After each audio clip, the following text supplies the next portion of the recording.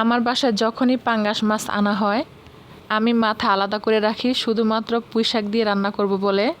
পাঙ্গাস মাছের মাথা দিয়ে পুঁইশাকের ঝোল রেসিপি পরিবারের সবাই খুবই পছন্দ করে।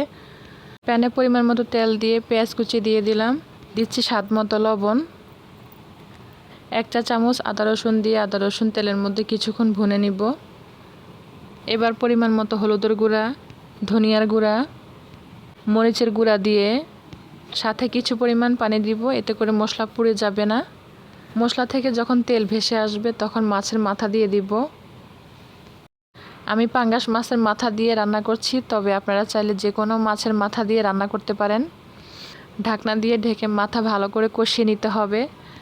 এমনভাবে কষাতে হবে যেন মাছের কাঁচা গন্ধটা চলে যায়। কষানো হলে মাছের মাথা তুলে, যেহেতু পুঁইশাক হতে বেশি সময় লাগে না তাই পুঁইশাকের ডাঁটা সাথে কিছু আলু দিয়ে ভালো করে কষিয়ে সিদ্ধ করে নিব।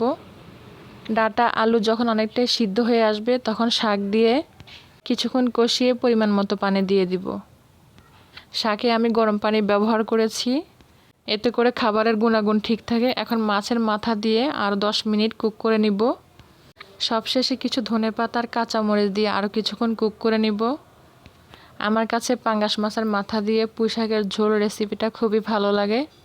তো এভাবে আপনারা একবার হলো ট্রাই করে দেখতে পারেন। আশা করি সবাই অনেক বেশি ভালো থাকবেন। আল্লাহ হাফেজ।